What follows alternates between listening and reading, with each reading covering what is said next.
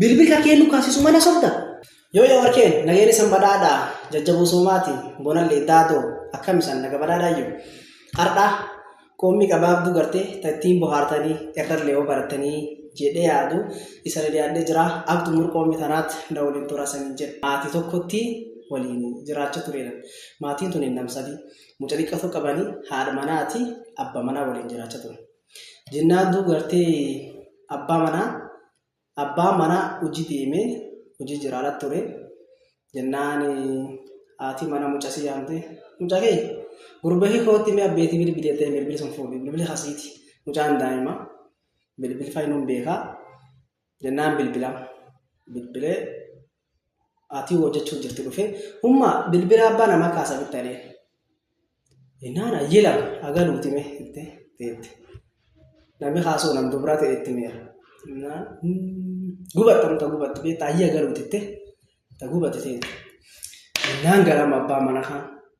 gali akkuma inni maseeneeni dhabanaa isaa maddi gargaachita abbaa mana arda maali si yaaduma kiyyaadhe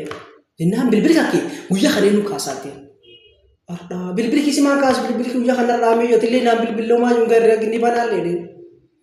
bilbili kakkeenu kaasisu mana sobda arda guyyaa kana namni kaafne mucaa kii hootti isu mana soba hootta abbina kijibuu jira hoot guyyaa kana namni itti bilbilte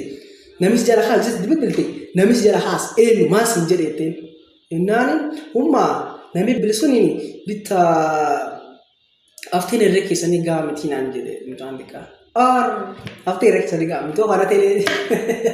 nam dubraa takkas namaa jedhaan ture dubraa kaasee itti mijiraa miti innaan akki malee gisa suniif buufattan ceerte akkasii balleessaan jettee kana abba mana kanaan dhiifama gaafatte aftiin irree keessanii gaamitii qoonqoo dubraa waan taateef mucaan dhaqee haadhaan nam dubraa kaasaaleen haati achirraa hinaafte gubattee jaarsaan akkanaan xirfii tokko cufayyuu argate qammasee akkan ta'an as keessa maal hubannaa akka namni adoon hubatinu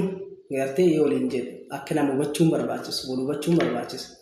isii waan sun adoon hubatinu fudhattee jaarsaan akkan jettee jalqaba mayyuu isiin beekamtu sila isiin akkas jedhe baalaa sila guuttattee dabaluu fi dandeetti tanaafiyyoo